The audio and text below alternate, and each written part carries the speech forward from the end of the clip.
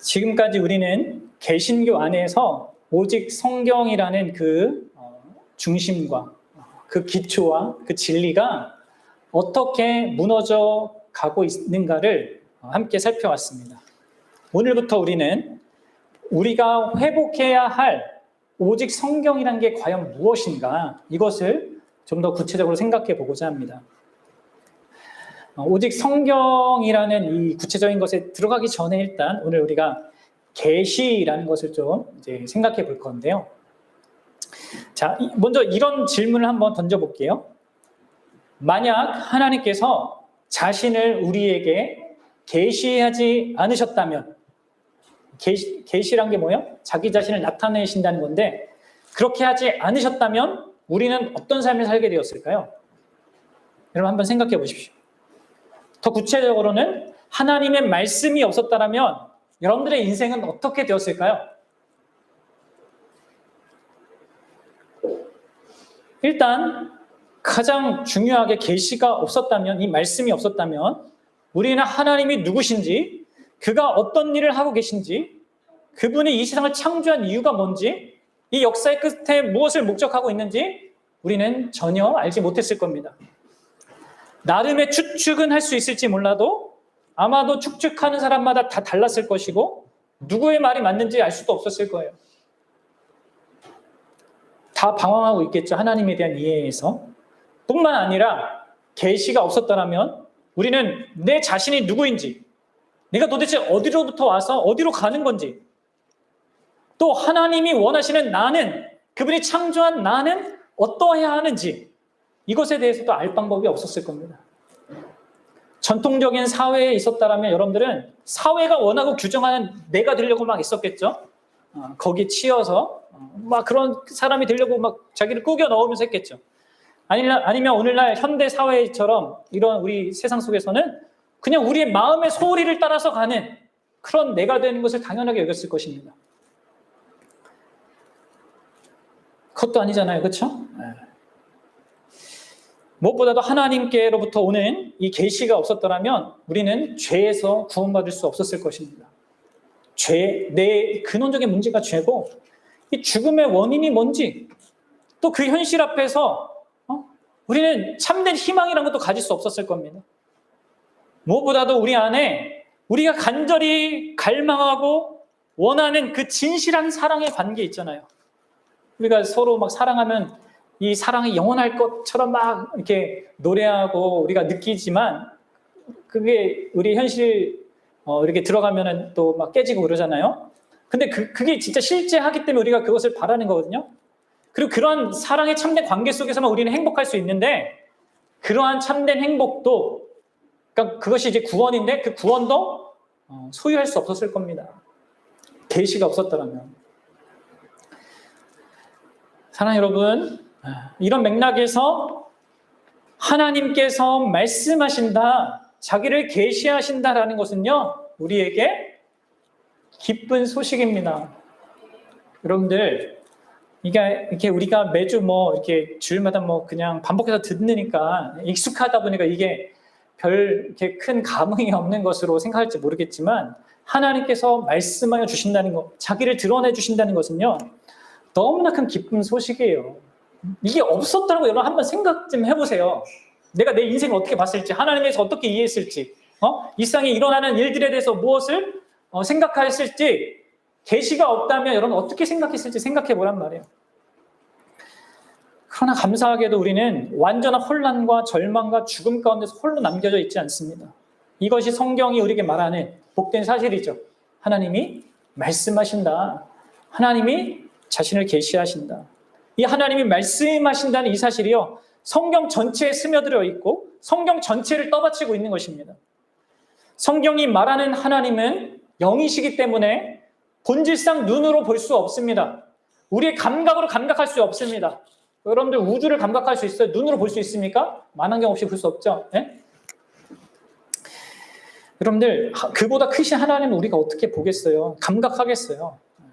근데 그런 하나님을 감각할 수 있는 길이요, 하나님이 말씀하신다는 것이고요. 그래서 그 말씀하신다는 사실이 너무나 중요한 거예요. 우리가 하나님을 아는 데 있어서.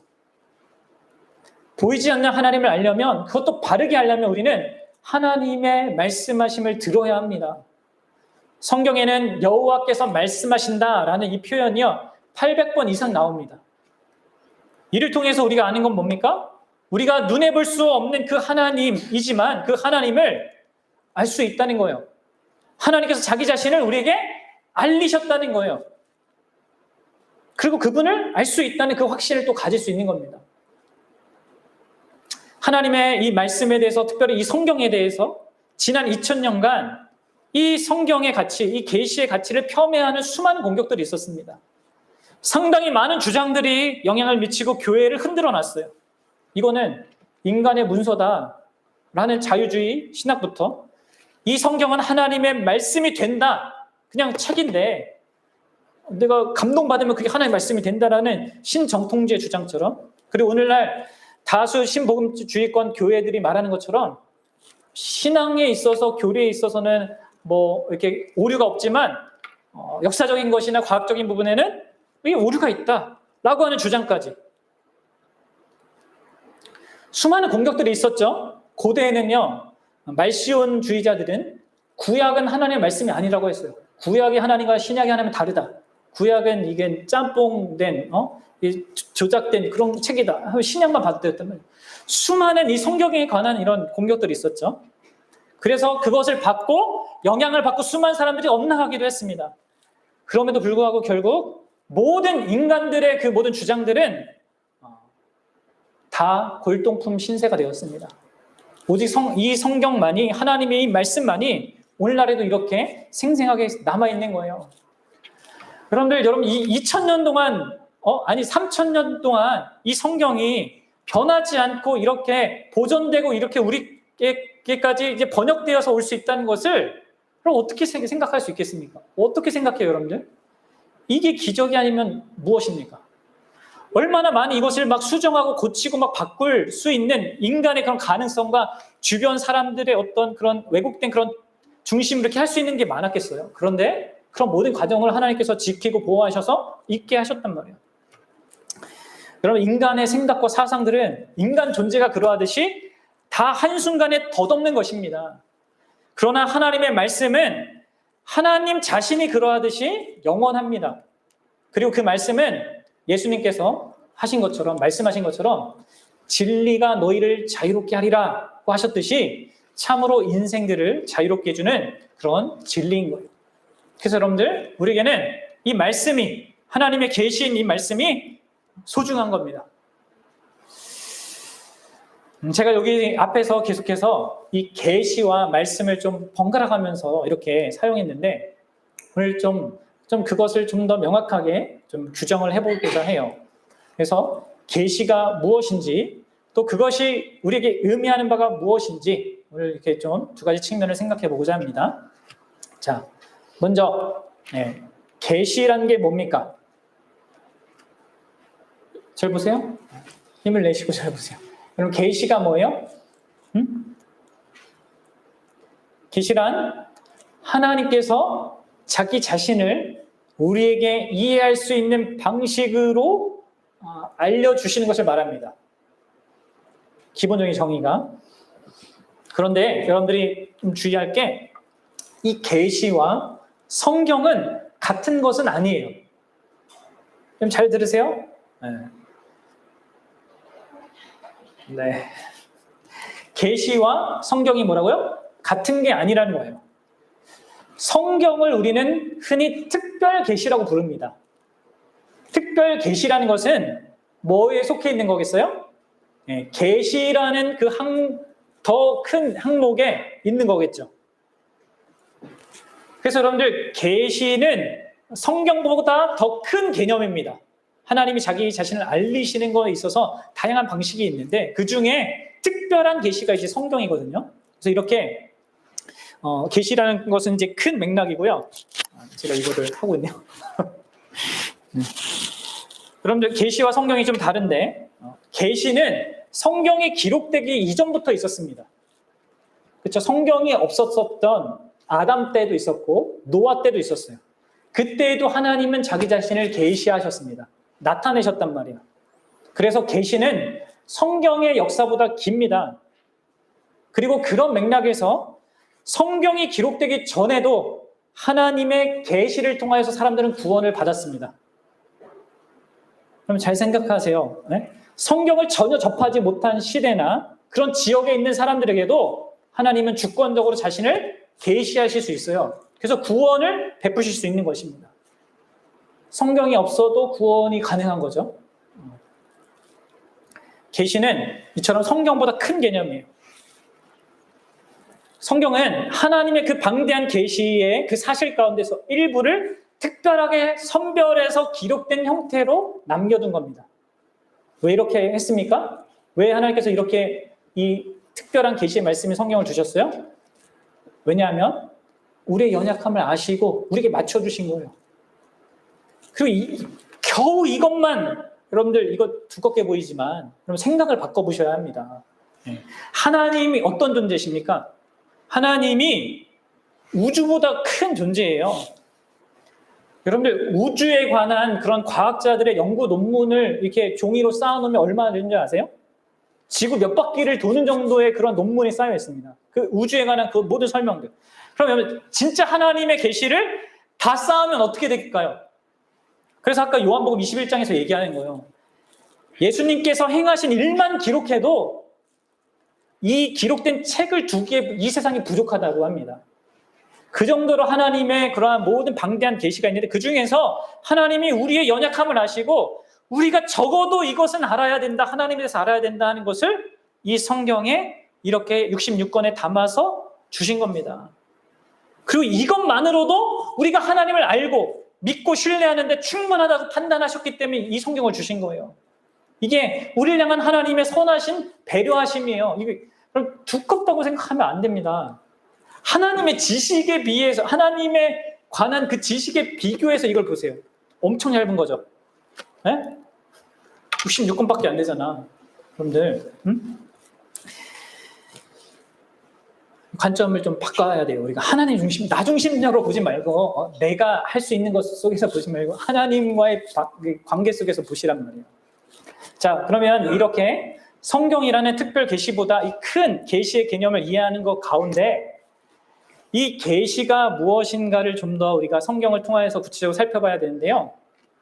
자, 우리는 이 계시에 대한 개념도요, 하나님의 계시 자체로부터, 이 특별한 계시인 성경으로부터 가져와야 합니다. 그러니까 우리가 구원이라는 개념도 내가 생각하는, 그냥 종교가 생각하는 그런 구원을 생각하고 기독교를 이해하면 막 오해하는 것처럼 기독교가 말하는 구원이라는 것이 있잖아요. 죽고 나서 천국 어디 좋은 데 가는 게 아니라 예수 그리스도를 믿고 하나님과 관계 속에서 영생을 현재로부터 누리며 살아가는 거잖아요. 이게 구원이란 말이에요. 그러니까 이처럼 계시라는 것도 다른 뭐 종교가 얘기하는 것이나 아니면 우리가 생각하는 그게 아니라 성경이 말하는 그 개념으로 우리가 이해하기 위해서 이해해야 한다는 것이죠. 마치 자녀가 부모를 신뢰하고 순종하는 가운데 부모의 말을 듣고 그대로 따라하면서 언어의 어떤 단어의 그 개념들을 배우듯이 우리도 이 계시뿐만 아니라 다른 모든 용어들도 마찬가지입니다. 그럼 내가 지금 기독교 용어를 잘 알고 있다고 생각하지만 그게 나의 생각으로 또 세상이 준 어떤 걸로 채색되어 있는 경우가 많아요. 그래서 어떤 의미에서 신앙생활 그것들을 고쳐가는 거기도 합니다. 어쨌든 이 계시라는 개념도 하나님의 말씀을 통해서 정리해야 합니다. 그리고 그런 것을 우리가 확인할 수 있는 장이 바로 창세기 1장의 내용이에요. 오늘 우리가 1장 1절부터 3절까지밖에 안 봤지만 원래는 1장 전체를 보면 이제 더 좋거든요. 네.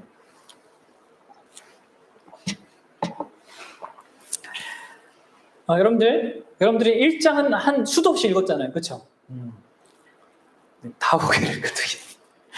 그럼 여러분들 그 1장에서 여러분들 무엇을 봅니까? 단순히 하나님이 세상을 창조했다라는 것만 봅니까? 그다음에 또 뭘 봅니까? 여러분들 창조 자체가 그리고 그것이 기록된 이 성경에 드러난 것이요, 창조 자체가 하나님의 최초의 계시라는 것을 말해주는 거예요. 창조를 통해서 하나님이 자신이 누구인지를 보이시는 거죠. 어떤 분인지를 드러내는 거예요. 그리고 이 창조가 이후의 모든 하나님의 계시의 출발점이자 토대입니다. 성경적인 계시 개념은 이 창조에 뿌리를 두고 있습니다. 잘 아시다시피 성경은 하나님의 존재를 증명하는 논증으로 시작하지 않습니다. 하나님이 있는가 없는가로부터 이렇게 우리의 그런 것들을 호기심을 해서 이렇게 막 증거를 내고 있다 이렇게 하는 게 아니라 이미 하나님이 계신 것을 명확한 사실로 전제를 하고 그분이 온 우주 만물을 창조했다라는 선언으로 이 성경이 시작되고 있습니다. 창세기장에 하나님이 말씀하셨다. 이 1장에 하나님 말씀하셨다는 어구가 10번 나오거든요. 우리에게 10계명이 주어졌잖아요. 이게 다 관련이 있어요. 10번 나오는 이 하나님 말씀하셨다라는 것은요. 이 세상을 창조하신 하나님이 말씀하시는 분이라는 것을 보여주는 겁니다. 여러분, 우리는 여기서부터 자꾸 이렇게 하나님이 자기를 어떻게 드러내는지를 자꾸 봐야 합니다. 이게 계시를 보는 거거든요. 그래서 여러분들, 계시라는 것은요. 하나님을 전제하고 하나님이 어떤 분이신지를 드러내는 겁니다. 성경적인 계시의 개념이. 그리고 그것으로 말미암아 우리는 모든 종교들, 특별히 이 고대 근동에 이스라엘 백성들이 살았던 그 고대 근동의 대부분의 종교들이 가졌던 다신론적인 그런 신관, 그것과 전혀 반대되는 하나님에 대한 이해를 이 계시를 통하여서 보게 되는 거죠. 모든 창조 세계를 다스리시는 주관적인 하나님을 보게 되는 겁니다. 또한 태초에라는 말이 보여주고 있듯이 그 하나님이 시간을 초월한 존재라는 것을 태초라는 것을 그 시간을 시점을 그분이 창조하신 거잖아요. 그러니까 시간 넘어 계신 분이라는 것을 보게 되는 거예요. 말씀으로 빛을 있게 하시죠. 빛이 있으라 3절에 얘기한 것처럼. 그렇게 말씀으로 모든 것을 존재하게 할 정도로 능력에 한계가 없으신 것도 보는 거죠. 또 우리가 읽진 않았지만 22절과 28절과 31절에서 말하듯이 하나님이 복을 주시며 이렇게 얘기하거든요. 뭘 얘기하는 겁니까? 그분이 하나님이 모든 복과 선의 원천이라는 걸 보여주는 거예요. 또 창세기에는 창조된 피조물의 이름들도 하나님께서 부여하시잖아요. 하늘의 광명체들, 또 밤이라 칭하고 낮이라 칭하고 이런 모든 것들. 여러분들 고대 근동에서 이렇게 이름을 짓는다는 것은 그 이름 짓는 대상들의 주인이라는 것을 의미하거든요. 소유자라는 것을 의미하거든요. 결국 하나님께서 만물의 창조주일 뿐만 아니라 소유자라는 것을, 주인이라는 것을 말해주는 겁니다. 그리고 그분은 만물을 지으신 걸 보면서 좋다라고 판단하십니다. 그분의 판단이 만물의 기준이 되는 겁니다. 그리고 그분이 심판주로서 절대적인 권위를 지니고 계시다는 것을 보여주는 것이죠. 그럼 계속해서 이 세상 하나님 1장의 이 모두 창조의 내용이 너무나 풍성하게 하나님이 어떤 분이신지를 보여주고 있습니다. 또 26장 26절부터 30절을 기초해 봤을 때 하나님이 이렇게 얘기해요. 우리가 우리의 형상대로 사람을 만들자 이렇게 하잖아요. 여기서도 우리가 무엇을 보입니까? 하나님께서 인격적인 존재라는 거. 어떤 하나님이 어떤 종교나 고대 근동의 그런 신화가 말하듯이 힘이나 에너지가 아니라 이 땅의 모든 질서를 세울 뿐만 아니라 우리가 라고 말한 것처럼 삼위 가운데 서로 인격적인 관계를 맺고 계신 분, 그리고 창조된 인간과도 인격적으로 관계를 맺으시는 그러한 분이라는 것을 우리가 알게 돼요. 이처럼 창세기 1장은요 살아계신 하나님의 자기 계시로서의 성경 전체의 기초를 놓고 있습니다. 그래서 여러분들 하나님의 이 모든 계시라고 하는 거, 하나님이 자신을 나타내는 이 모든 것들은요 어떤 파편적인 조각들이 아니라 그 중심에 하나님 자신이 계세요. 그리고 하나님의 모든 계시는 그 하나님으로 말미암아 서로 연결되어 있고 통일성이 있는 겁니다. 여러분 이러한 하나님을 보고 있습니까?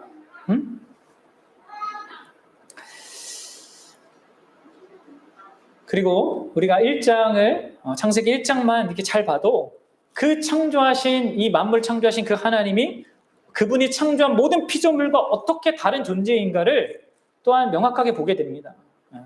앞에서도 말했지만 고대 사회는 모든 것이 신이었잖아요. 태양도 신이고 막 염소도 신이고 뭐 황소도 신이고 파라오도 신이고 이 범신론이 왜 잘못되었는지를 강력하게 변증도 하고 있습니다.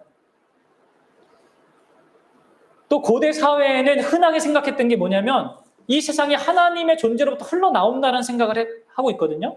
그래서 신성을 갖고 있다고 생각해요. 우리 인간도 그렇다 생각한단 말이에요.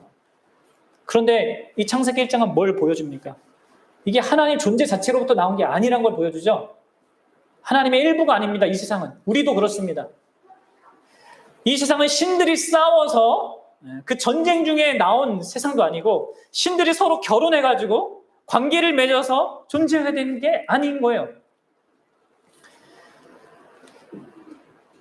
여러분들, 이러한 모든 것들은 결국 우리가 하나님의 이 계시 없이는 하나님을 온전히 알 수 없다는 것을 보여주고, 우리 내면을 아무리 살펴봐도 또 우리 내면의 신적인 어떤 감각을 아무리 연구를 해도 그 하나님을 온전히 알 수 없다는 것을 말해주는 겁니다. 그리고 그것은 우리에게 계시가 필요하다라는 것을 보여주는 것이죠.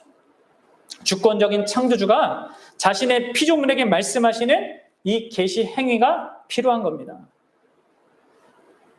끊임없이 창세기 1장은 하나님께서 행하시고 말씀하시는 그런 주체라는 것을 보여주는 거예요. 창조가 하나님께서 하신 일입니다. 그리고 하나님을 아는 지식은 전적으로 하나님께서 자기 자신을 계시하신 그 자발적인 행위에 의존하고 있습니다. 이것을 우리에게 기록으로 남겨주지 않았다면 우리는 몰랐을 거란 말이에요. 해가 스스로 빛을 비춰줄 때 그 빛을 통해서 우리가 해 존재를 아는 것처럼 하나님도 오직 자신이 빛을 비추어 주실 때, 자기 자신을 알리실 때에만 우리 그 빛을 통하여서 하나님을 알 수 있는 겁니다. 그리고 구원에 이를 수 있고 그리하여서 하나님을 예비할 수 있는 거죠. 사랑하는 여러분, 하나님이 이 세상을 창조하시고 그 모든 설계를 하신 것, 그리고 우리에게 이 성경을 주신 이 모든 계시는요, 인간으로 하여금 하나님을 알도록 하기 위함입니다.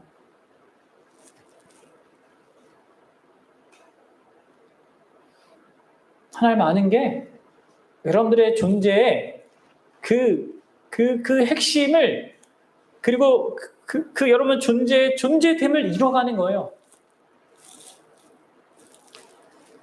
우리가 잘 알다시피 창조 사역의 6째 날 하나님이 뭘 창조했습니까? 자, 좋은 우리 주일학교를 나온 우리 지체들, 6째 날 창조한 게 뭐예요? 하나님이 사람이죠. 사람을 어떻게 창조했어요? 하나님의 형상을 따라 창조했습니다. 그래서 하나님이 하나님의 형상을 닮은 하나님의 종이자 만물의 왕으로서 피조 세계를 다스리는 고귀한 사명을 사람들에게 줍니다. 생육하고 번성하고 땅에 충만하여서 온 땅을 다스리라 하죠. 근데 그것을요, 그들이 하나님의 형상을 가졌기에 그것을 허락한 거거든요. 그럼 여러분, 하나님의 형상이란 건 뭡니까? 하나님의 형상이란 결국 하나님과 관계를 맺을 수 있는 그런 존재임을 얘기하는 거예요. 관계 속에서 하나님을 반영하게 되는 거 있잖아요. 이게 둘이 사랑하고 서로 관계 맺으면 서로의 모습을 반영하게 되잖아요. 네, 저와 아내가 같이 살다 보면 아내가 가끔씩 제 행동을 하는 또 아내의 행동을 제가 하는 경우도 있단 말이에요. 같이 살다 보면 거기에 그걸 반영하는, 이게 이제 하나님 형상의 개념이란 말이에요. 하나님과 관계 속에서 우리가 그 하나님과의 깊은 관계 속에서 하나님을 반영하게 돼 있단 말이에요.